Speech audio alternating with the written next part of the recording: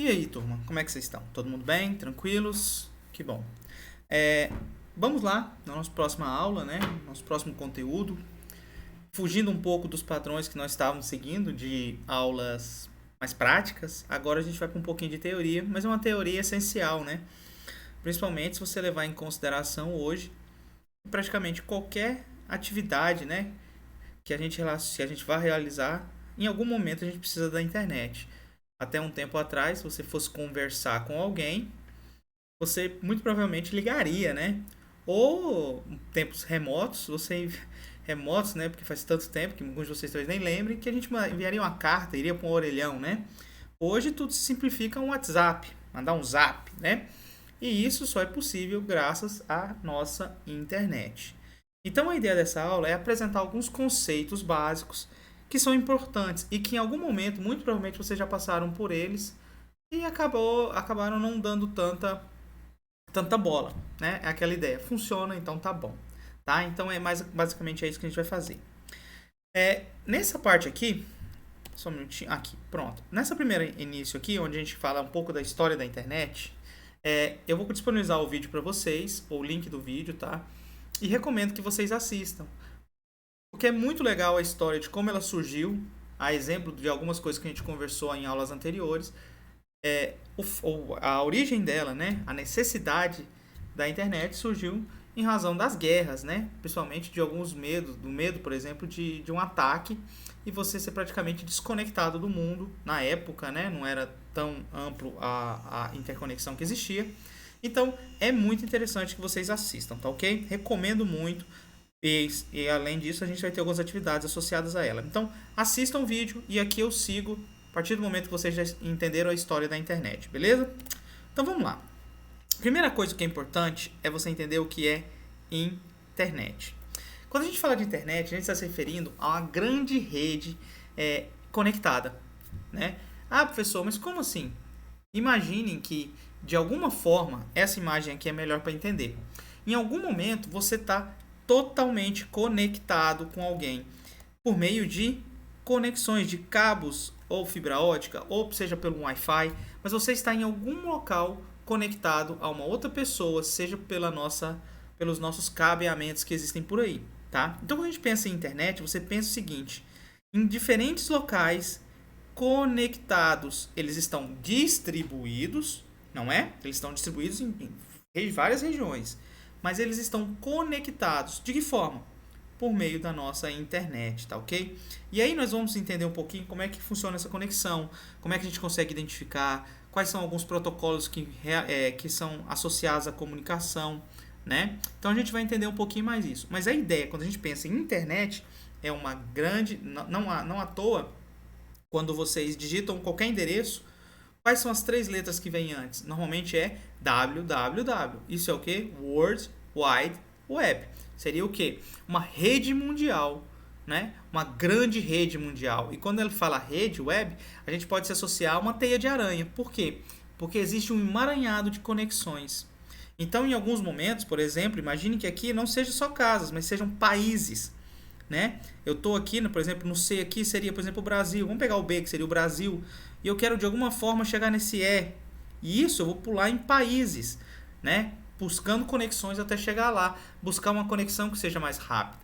E aqui pode acontecer alguns problemas. Por exemplo, um caminho que eu conheço está desabilitado. Por exemplo, direto para chegar no F, eu precisaria passar pelo A e pelo D. Mas esse caminho está de alguma forma desconectada.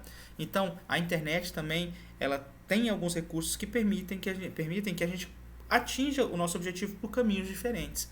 Isso evita que a gente perca e não consiga acessar um determinado local ou site.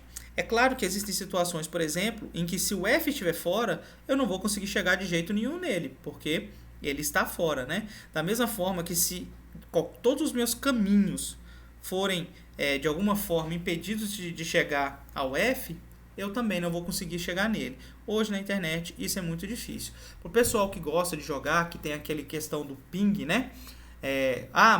Meu ping está muito alto, eu tô tendo perda de pacote. Por quê? Porque dependendo da distância que você tem para chegar lá, essa distância acarreta em o quê? E um tempo maior para você atingir o seu local. Imaginem aqui que esse D estivesse fora da minha rede. Eu não conseguisse acessar o D. Então eu precisasse continuar chegando ao F. Eu não posso mais vir direto para o D. Então eu teria que ver o quê? Do B para o C, do C para o E e do E para chegar no F. Percebam que eu tive alguns pulos a mais, né? Então nesses pulos pode acontecer perda de um pacote, que é uma informação que está sendo trafegada, e a distância pode ser maior. O provedor ou roteador, o sistema que está aqui para receber minha requisição pode não ser tão adequado e ter dificuldades, não é? Então, essa é a ideia também da nossa comunicação, como uma comunicação distribuída e interligada. Aqui é importante a gente entender quais são alguns componentes que estão associados a isso. Hoje já está um pouco mais simples, né? Hoje já está um pouco mais comum a gente ter um computador, e aqui a gente não precisa, lembra que nas nossas aulas, você não precisa considerar computador aqui só um computador desktop desse, ou um notebook. O teu celular hoje também é um computador, né? Lembra que a gente está voltando um pouco dos nossos conceitos básicos. Ele tem memória, ele tem HD, ele tem entrada, ele tem processamento, ele tem saída, ele tem alguns dispositivos que servem para isso. Então ele é um computador, né? E aí nós temos o seguinte: equipamentos, o CPE, que são equipamentos que permitem que a gente consiga interagir em uma rede interna.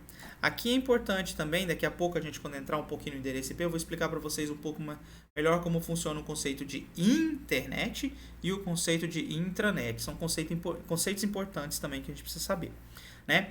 Então aqui nós temos um componente, aqui é o nosso roteadorzinho de Wi-Fi tranquilo. Ele está aqui dentro da nossa residência, ele recebe um acesso normalmente de um provedor, e esse provedor é que se encarrega de jogar a gente para o mundo, para a internet, tá bom? Então tá aqui esse exemplo, beleza? Então nós temos o CPE, Customer Premises Equipment, é um equipamento seria de consumidores, é o nosso. Nós temos uma rede de acesso que interliga o nosso provedor, pode ser a rádio, pode ser fibra ótica ou qualquer outra forma, satélite, não é? E aqui do nosso provedor, aqui por meio da nossa rede, né, uma rede IP, o nosso provedor destrincha a gente, dispara a gente para fora, para a nossa internet. Então, por isso que a gente precisa de um provedor. A gente não consegue, somente do nosso roteador, acessar a internet. É preciso que exista um provedor que permita esse acesso nosso para fora. Beleza? E aí a gente entra com a Oi, por exemplo, Vivo, ou qualquer outra internet, qualquer outro provedor de internet que a gente conheça aí, tá bom? Então, basicamente, essa é a ideia aqui do princípio de funcionamento, beleza? Aqui eu explico um pouquinho, serve mais para vocês depois darem uma lida. Ponto importantíssimo, endereço IP. Imaginem o seguinte, imaginem que nós estamos aqui, deixa eu só fazer uma mudança aqui agora para nosso, aqui, pronto, vamos para nosso quadro aqui. Imaginem o seguinte, nós temos um computador aqui, um computador aqui, um computador aqui e um computador aqui. E aqui nós temos mais computadores. E lembrem que eles estão conectados, tá bom? Eles estão conectados. E aí, isso aqui, eu tô com um pacotezinho aqui. Eu quero enviar uma mensagem. Eu quero disparar a mensagem. Esse aqui é o 1, o 2, o 3 e o 4. O 5, o 6, o 7, o 8 e o 9. Tá? Eu quero mandar uma mensagem. E essa mensagem, eu preciso do quê? Quando você precisa enviar. Imagina que você vai mandar uma carta no correio. O que você precisa saber? Você precisa saber o quê? Quem é o remetente e quem é o destinatário. E como é que você consegue identificar o teu destinatário? Ah, professor, pelo nome. Mas só pelo nome você consegue? Imagine que você...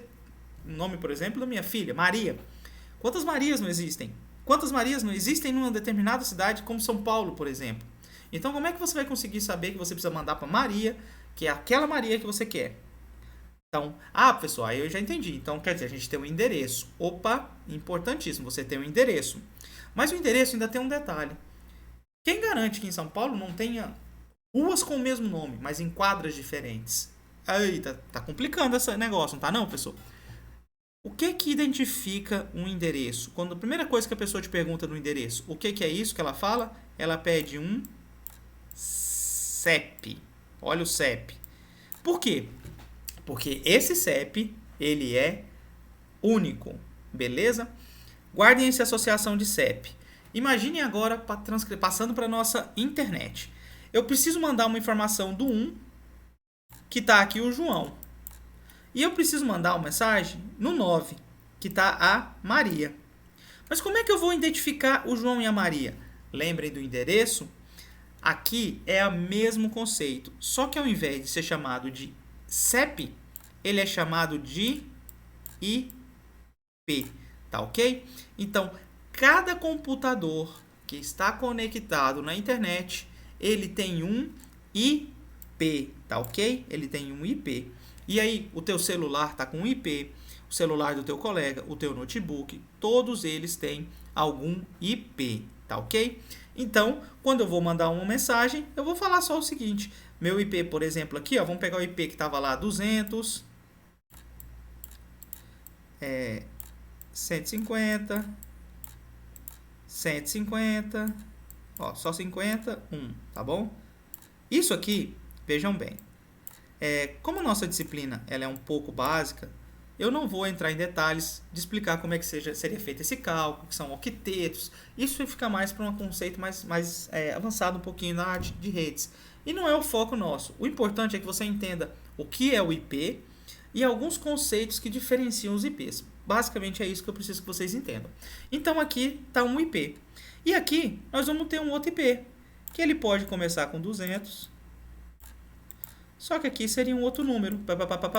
Tá bom? Ou 200 não, vamos colocar 201. Pronto, 201. Deixa eu apagar aqui para ficar melhor, né?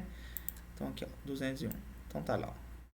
Pronto. Então 201, tá bom? Então isso aqui seria o IP 201.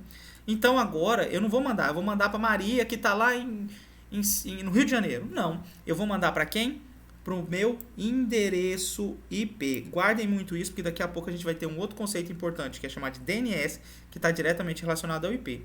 Então, por meio do meu endereço IP, eu consigo identificar perfeitamente quem está para onde eu quero enviar meu pacote, minha informação, minha imagem, ou seja lá o que for. Quando eu falo pacote, é porque tudo que é trafegado pela internet é trafegado em formato de pequenos pacotes, tá bom? Então é quebrado essa mensagem que você vai enviar, uma imagem, um vídeo, qualquer coisa, em pacotes. E as nossas redes recebem essa requisição. Aqui são os equipamentos, né, os dispositivos de rede, que fazem essa quebra de pacotes e recebimento de pacotes. Isso aqui também, quando a gente entra na parte de redes um pouco mais avançada, a gente trabalha com isso também, para entender cada protocolo que está envolvido nessa ação, cada atividade realizada pelo nosso equipamento, pelo nosso periférico, nosso dispositivo, né? Aqui não é o foco, aqui a intenção existem pacotes que são trafegados. E como eu consigo identificar quem é isso? Pelo meu endereço IP. E além do meu endereço IP, existe uma coisa extremamente importante, que é chamada de faixas. O que são essas faixas? Essas faixas indicam o quê? São como se fossem conjuntos de endereços. Imagina o seguinte, vamos fazer de novo uma analogia. Eu vou mandar um endereço, uma carta para, por exemplo, uma pessoa que mora em um apartamento. Prestem atenção. Num apartamento. Então, quando eu vou falar o seguinte, eu vou mandar para o CEP 77 019 506. Isso é um CEP. Esse CEP, ele me identifica o quê? Uma quadra. Só que eu posso falar o seguinte, da minha quadra eu posso ter o número da casa ou eu posso ter o número de um lote, tá? O número de um lote. Qual é a diferença? Na casa, se eu tiver só o número, eu já sei que é ali que eu tenho que entregar. Mas imagina que no meu lote, eu tenho o quê? Um apartamento, um conjunto de apartamentos. E aí começou a ter o seguinte, eu preciso, além de saber que é naquele local, eu preciso também saber o quê? Eu preciso saber em qual apartamento, tá bom? E aí quando a gente, por exemplo, vai falar, o apartamento que eu quero é o 101B. O que isso quer dizer? Quer dizer que agora, para me enviar, eu preciso enviar numa faixa de IP, que é numa faixa de endereço, que é o meu CEP. Esse CEP restringe ao quê? A uma quadra. Além dessa quadra, eu tenho um número. Esse número restringe a um lote específico. E se for um caso de apartamento, eu ainda tenho uma faixa maior ainda, que restringe ao quê? Aos números dos meus apartamentos. Quando a gente trata de faixa IP, o conceito é muito parecido. Nós temos a faixa A, a faixa B e a faixa C. E elas servem Da mesma forma, a faixa A ela é uma faixa maior, em que você pode ter mais computadores conectados, e aí você consegue o quê? Utilizar essa faixa mais para fora. Normalmente é a faixa que está associada a endereços IPs, endereços que vão para a internet. Tá? Isso também é importante, daqui a pouco eu explico um pouquinho melhor. A faixa B é um meio termo entre os dois, e a faixa C, normalmente, ela é usada para o quê? Para essa área específica aqui, ó, como se fosse somente de um apartamento. Então, a faixa A, ela seria o quê? Para o meu país, para o meu código maior, além, como se fosse uma quadra, tá ok? Seria para minha quadra, tá bom? É a faixa A. E a faixa C seria para os meus apartamentos. Então, o que acontece? Quando eu falo na minha faixa C, eu estou falando o seguinte, eu posso ter diferentes 101s. Pode ser o 101 no lote 1, no lote 3, no lote 10. Não são os mesmos 101s. Mas eles possuem o que igual? O meu CEP. Tá bom? Então, essa é a ideia dos IPs. A faixa A indica um macro.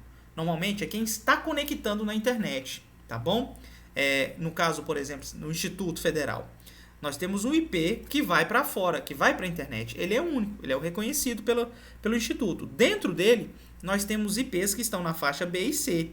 Esses são restritos ao Instituto. No caso, o C, são restritos a somente o Instituto do campus Pedro Afonso.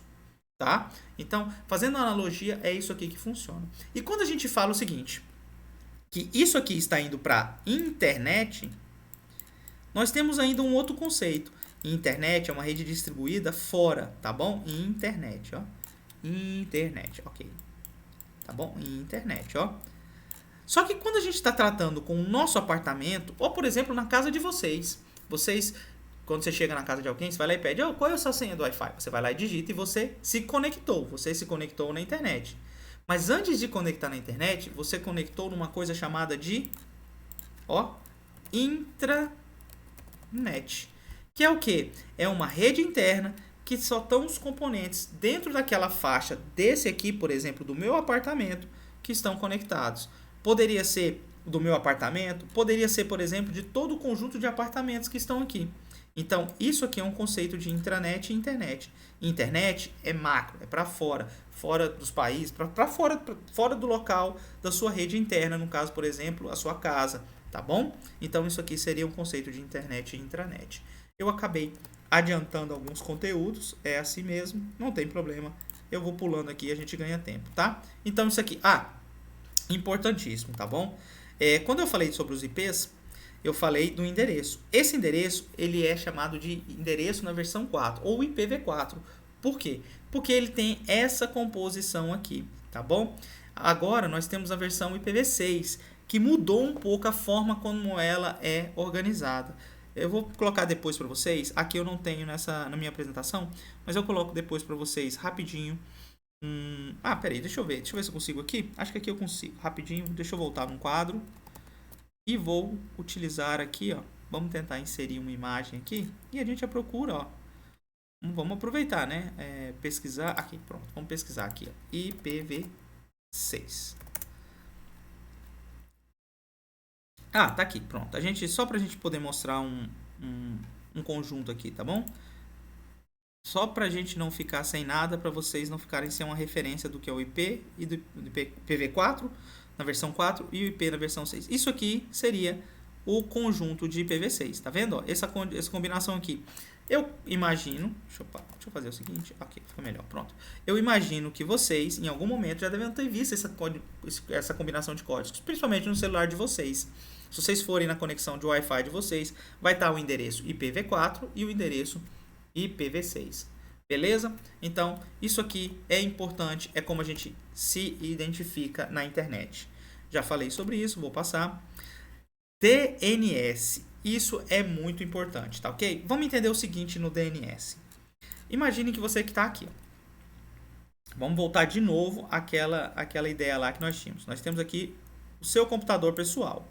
Tá aqui o computador do Joãozinho. E o Joãozinho quer acessar o quê? O site da Globo. O site da Globo. Ele quer acessar o site ele quer ver a notícia. E aí ele vai digitar. Desconsiderem nesse momento o que existe entre eles, o que faz essa transmissão, essa transferência, essa conversão de dados. Nós vamos entender daqui a pouco quem é, tá? Mas eu quero mandar a minha informação. Eu quero acessar o site da Globo.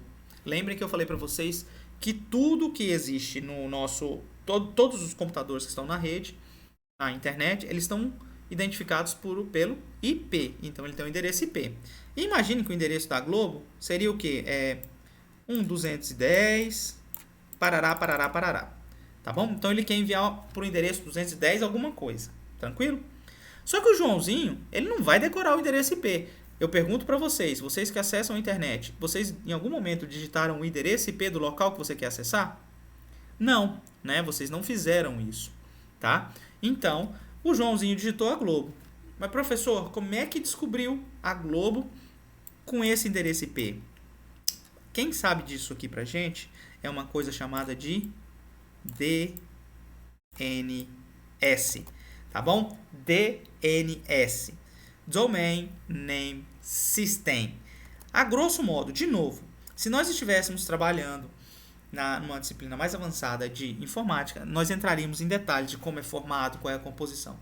O que é importante vocês entendam é que o DNS, ele trabalha de forma como se ele tivesse uma tabela. E nessa tabela, ela é bem simples. Ela tem um endereço IP e uma URL, tá bom? Um nome de algum local. Então aqui, por exemplo, ele tem lá 210 parará, parará. Quem é ele? É a Globo, tá bom? É a Globo. 211. 211 é o IFTO, tá bom? Então, nós temos servidores de DNS que estão entre os nossos computadores e os servidores, tá bom? Daqui a pouco a gente vai entender o que é isso. Guardem esse nome. Aos servidores. Então, eles estão nisso aqui. Então, antes de eu conseguir acessar diretamente o site da Globo, eu digito o quê? Globo.com. Quando eu digito Globo.com, o meu navegador, a minha forma de conectar pela internet, ele vai e procura o seguinte.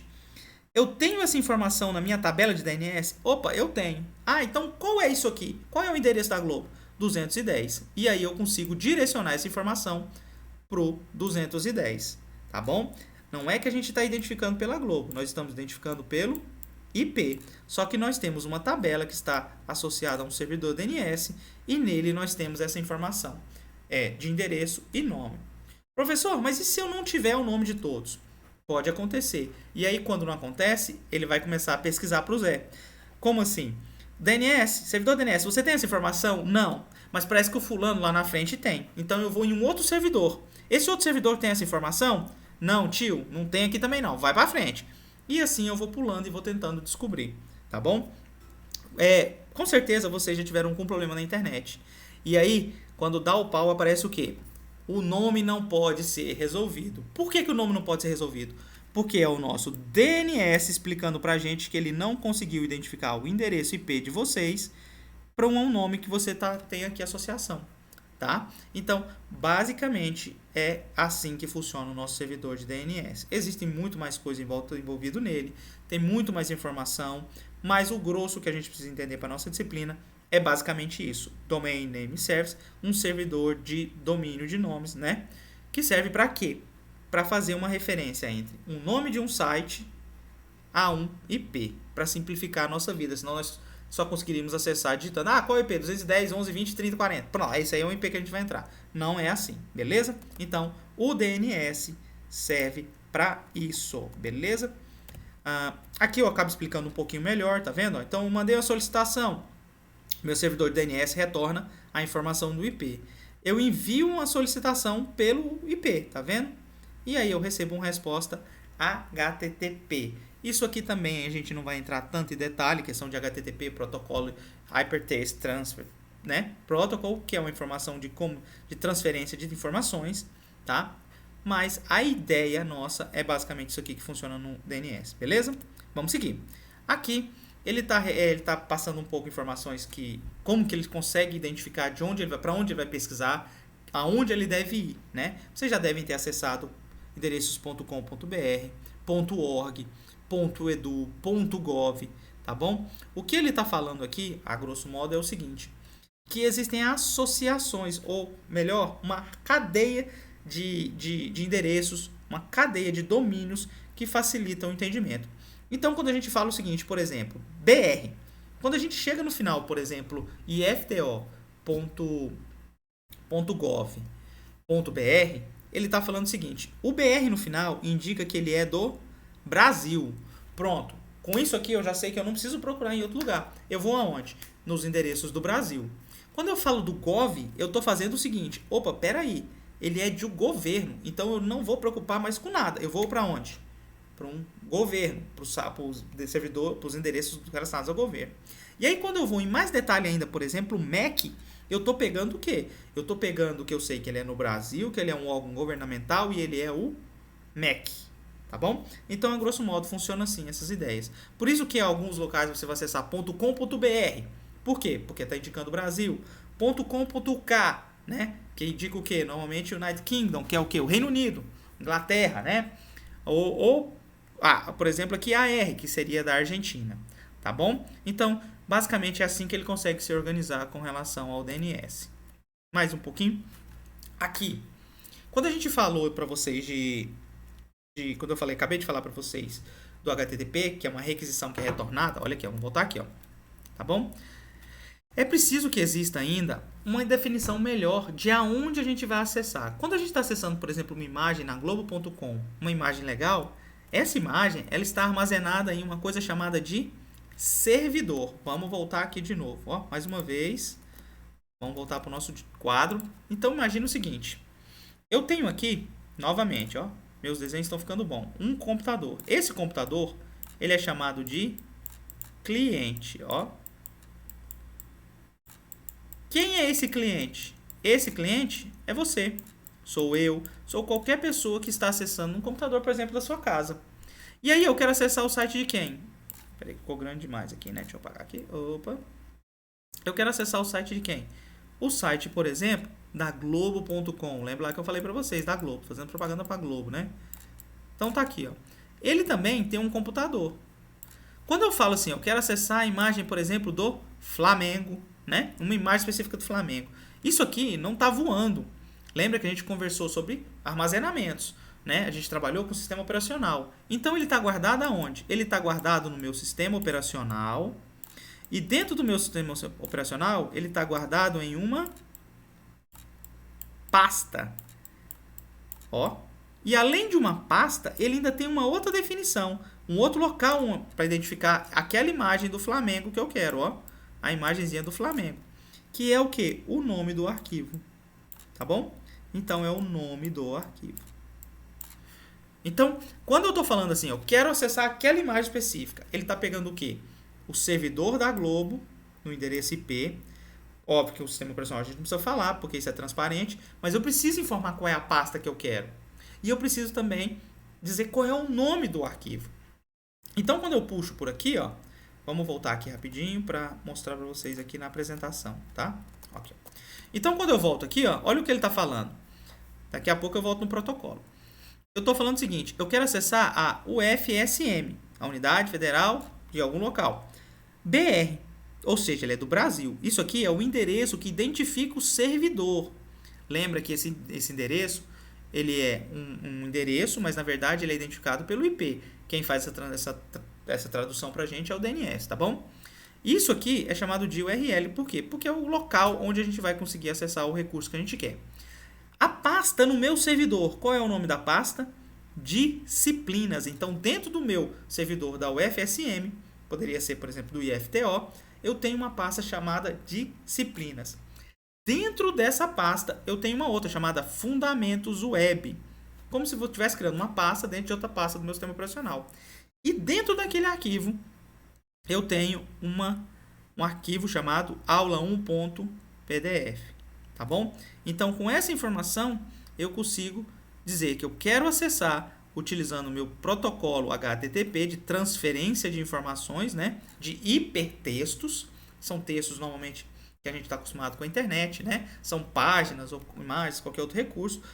Então, isso aqui ele está dizendo que eu vou conseguir acessar o HTTP e vou buscar essa informação da aula 1, aonde? Na pasta Fundamentos Web, na pasta Disciplinas do servidor UFSM, tá bom? Então tá aqui o endereço onde ele está hospedado. Aqui no caso eu estou usando o HTTP. Alguns de vocês devem estar se perguntando o que é o raio do HTTPS então, professor, quando eu, por exemplo, acesso um banco, por exemplo, o Banco do Brasil. O que é a diferença? O HTTP, ele manda uma informação sem criptografia, sem embaralhar essa informação, tá bom? Quando a gente manda essa informação pelo protocolo HTTPS, o que ele está te dizendo? Ele está falando o seguinte: embaralha essa informação para que só quem está do outro lado consiga receber. A pessoa ela pode até capturar essa informação embaralhada, mas ela não vai conseguir fazer absolutamente nada com ela. Por quê? Porque ela está criptografada. Isso aqui também cairia uma aula única só explicando sobre criptografia. Não é o foco aqui, tá bom? É só entender que existem esses protocolos. Outros protocolos extremamente importantes, né, que estão associados, por exemplo, a e-mail. Nós temos dois protocolos importantes. Nós temos o protocolo SMTP. Quando eu falo protocolo, vamos fazer uma analogia aqui. É a forma como a informação é transmitida e por onde ela vai ser recebida, tá bom? Imaginem que você tenha caixas diferentes no correio e informações vão chegar para você. Então você tem, por exemplo, o correio 1 que vai receber contas, o correio 2 que vai receber mensagem de boa-vinda, o correio 3 que vai receber descontos. Então você tem essas três caixas. E cada uma dessa caixa só vai receber uma determinada informação. Então na caixa 1, você só vai receber na caixa 1, agora eu esqueci o que eu falei, contas. Então você só vai receber na caixa 1 contas. E na caixa 3, só descontos, tá bom? A ideia é essa. Então, quando a gente fala HTTP, tá falando o quê? Que a forma que nós vamos se comunicar vai ser utilizando esse protocolo. E ele vai passar por onde? Pelo HTTP, pelo esse protocolo. Quando eu estou falando, por exemplo, que eu quero enviar um e-mail, eu vou utilizar um outro protocolo. Ele é chamado de SMTP. Esse protocolo serve para enviar, tá bom? Então, eu quero enviar um e-mail. O protocolo que eu vou utilizar é SMTP. É o caminho que eu vou seguir para poder enviar. E para receber e-mails? O POP3 serve para receber e-mails de outros servidores. Professor, mas aí deixa eu te perguntar. Eu nunca precisei saber disso. Tudo bem, porque hoje em dia os provedores de e-mail, no caso Gmail, qualquer outro e-mail desse, Outlook, né, ou qualquer um outro, Yahoo, eles fazem isso de uma forma tão transparente para a gente. Então vocês nem precisam se preocupar, com a questão de qual é o protocolo de envio, qual é o protocolo de recepção. Mas se você, por exemplo, for configurar, hoje em dia caiu um pouco de desuso, mas se você vai configurar, por exemplo, um aplicativo de e-mail no teu computador, você precisa saber dessas informações. Por quê? Porque ele tem endereços diferentes para o SMTP e para o POP3, tá ok? Então, é importante saber desses dois. Aqui um pouquinho de informação, né? Quando a gente fala, por exemplo, qual é o seu endereço de e-mail? É fulano de tal, @ifto.edu.br. Lembre do ifto.edu.br? Lembra da URL? Lembra do domínio? Lembra do IP? Esse IFTO está identificando de onde estão aquelas pessoas associadas àquele e-mail. Então, o fulano, eu sei que ele é do IFTO por causa do domínio que está associado aqui. Tá bom? Então, é só para explicar um pouquinho melhor sobre essa questão desse endereço. Dois conceitos importantes quando a gente fala de internet. Isso aqui já está um pouco mais acostumado, vocês já estão mais acostumados com isso, principalmente para quem hoje acessa o WhatsApp demais, que são os conceitos de upload e download. Ou baixar e subir, né? A gente acaba popularizando muita coisa. Então, o download é quando você está baixando uma informação. Olha só, vamos voltar aqui novamente. Deixa eu mostrar aqui para vocês. Pronto, vamos voltar aqui. Aqui eu estava no meu cliente e aqui é o meu servidor. Acabei nem escrevendo, né? Então, aqui é o meu servidor. Imagine que eu queira baixar um arquivo que estava aqui, uma pasta, né? Um documento PDF. Então, por que eu estou baixando? Porque eu estou pegando de um servidor, qualquer um, e transmitindo ele para onde? Para o meu computador. Esse processo de buscar do servidor para o meu computador é chamado de download. Tá bom? Isso aqui é um download. Eu estou baixando essa informação. Agora, quando eu faço o processo inverso, por exemplo, eu tenho uma imagem e eu quero salvar no Google Fotos. O Google Fotos não está no meu computador. Ele está né, num outro servidor localizado longe, e eu vou acessar ela por onde? Pela internet. Então, quando eu envio essa informação, por exemplo, uma imagem, esse processo de enviar é chamado de upload, tá bom? Então, isso aqui são dois conceitos importantes. Download, eu estou baixando uma informação de um servidor qualquer que não está, ou uma máquina qualquer também, pode ser na rede, local, né? Que não está na minha máquina específica. E quando eu envio uma informação para um outro servidor, que não é o meu, a minha máquina, é chamado de upload. Então, download eu baixo, upload eu estou enviando informação. Tranquilo? Conceitos interessantes. Vamos lá, vamos fechar. Está quase acabando, eu prometo. Aqui só alguma imagenzinha mostrando a taxa de transferência de arquivos. Alguns recursos que a gente pode utilizar aqui, no caso, um acesso remoto, né? A gente pode trabalhar dessa forma.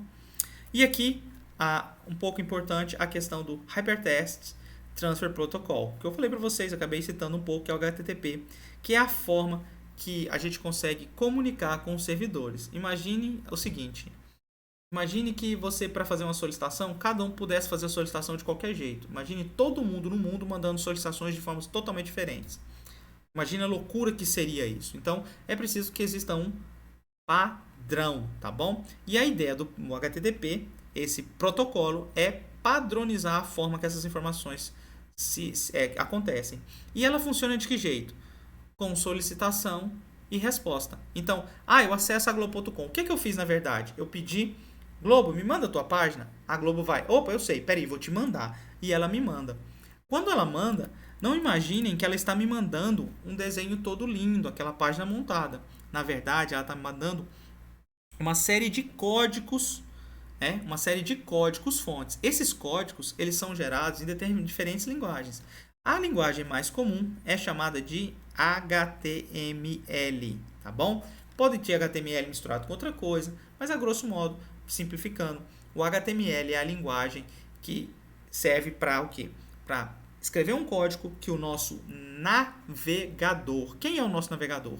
O Chrome, Firefox. Esses navegadores, eles recebem essa informação que vem do servidor de uma forma toda codificada e conseguem transmitir, traduzir isso de uma forma que nós entendemos mais fácil, tá bom? Então, basicamente, é assim que funciona esse conceito do HTTP e o HTML. Nas outras aulas práticas que a gente vai ter, eu vou mostrar para vocês, a gente vai acabar... eu vou mostrar para vocês como é que funciona mais ou menos um código-fonte HTML, como é que ele pode ser traduzido pelo nosso navegador, tá bom? Então, fiquem tranquilos em relação a isso. Aqui é basicamente só mostrando para vocês as diferenças de navegadores. Hoje em dia, a maioria das pessoas só considera o Chrome, tá? Isso aqui está um pouco desatualizado, até porque nós temos o Internet Explorer aqui. O Internet Explorer, a Microsoft praticamente jogou fora, falou que não serve, e criou o Microsoft Edge, que é baseado no Chromium. Não é Chrome, é o Chromium, que é o navegador de código aberto que o Google utiliza para desenvolver o Chrome, tá? Então, o Microsoft Edge entra aqui. E aqui nós temos assim, esse top 10 seriam para fazer comparativos, né, em relação à segurança, velocidade, né? E aí acaba ficando aqui quase sempre, desconsiderando isso, a não ser quem seja mais técnico, acaba optando por quê? Porque ele é mais rápido, porque já vem no meu celular. Vamos concordar que o Chrome hoje está na maioria dos sistemas operacionais que a gente utiliza. Qual é? O Android. Então ele é muito mais fácil, porque ele já vem praticamente todo integrado. E ele integra com todos os serviços do Google, tá bom? Então, para isso, ele é muito bom. E a gente acaba utilizando. Mas existem diferentes navegadores e cada um com recursos mais específicos que o outro, né? Recomendo muito para quem gosta de informática, ou tem curiosidade, gosta de trabalhar com alguma coisa um pouco mais avançada, trabalhar com o Firefox. Ele é muito bom, tá bom? Eu considero melhor que o Chrome, mas dado a integração que ele possui com as ferramentas do Google, a gente acaba relevando um pouco os problemas que existem no Chrome, principalmente em relação ao consumo de memória, que é muito grande, tá? Então, esses navegadores eles servem para traduzir para a gente as mensagens que são retornadas pelos servidores e traduzir isso de uma forma que a gente consiga entender. É para isso que servem os nossos navegadores, ou browsers, tá bom? Alguns recursos aqui a gente já está mais acostumado. Isso aqui normalmente a gente entra na prática e mostra para vocês. Abertura, mecanismo de pesquisa, tá bom? Organizar favoritos, complementos, né? Que você pode adicionar extensões para melhorar o teu navegador. E temas também que a gente pode trabalhar com isso. Sites de busca, nós temos também diferentes sites de busca que estão envolvidos na internet. E aqui cabe um adendo, né, um pontinho aqui. Normalmente esses navegadores, ou já deve ter acontecido com vocês em algum momento, eu vou pesquisar qualquer coisa, camisa do Flamengo. E aí você começa a ser bombardeado por informações, tá? Aquilo ali não é só o navegador que está te pegando ali, identificando o que você está fazendo e está tentando te mapear. Na verdade, você tem algumas coisas a mais, por exemplo, os cookies, né? Você pode ver que hoje você entra num site, aparece lá, você quer autorizar os cookies? O que é isso?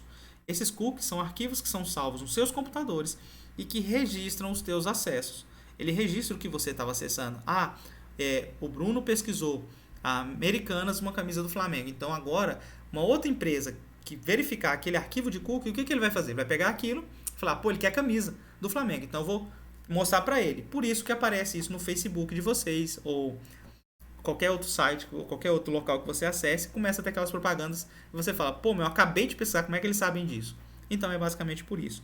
Um recurso, um site de busca interessante é o DuckDuckGo, tá? Qual é a diferença dele?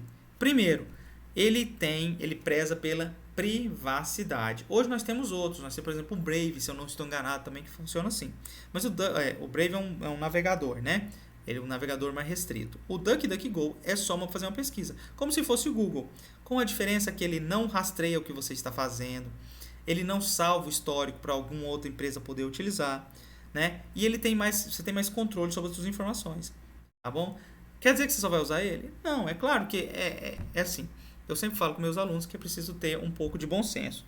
Você acharia ruim realmente você receber uma propaganda com descontos de algo que você pesquisou? Então, nem sempre, né? Então, por isso que é bom você ter alternativas, beleza? Aplicativos na nuvem. Esse assunto a gente não vai entrar agora, vai ficar para uma próxima aula, porque tem muita coisa nisso aqui, tá bom? Então, isso fica para uma próxima aula. O que eu tinha para vocês sobre conceitos básicos de internet é isso. Passei rápido por muita coisa. Só de DNS seria uma aula completa. A HTTP seria uma aula completa. Os servidores POP, SMTP. Existem outros protocolos que eu não conversei com vocês. Por exemplo, FTP, né? Que eu não comentei. Existem diferentes recursos na nossa internet. Mas o grosso que eu preciso que vocês entendam para a nossa disciplina de informática básica é isso, tá bom? Então espero que vocês tenham gostado, espero que vocês tenham entendido. Lembre-se que qualquer dúvida é só entrar em contato que a gente está aí para ajudar, tá bom? Então até mais, pessoal, até a nossa próxima aula. Fui!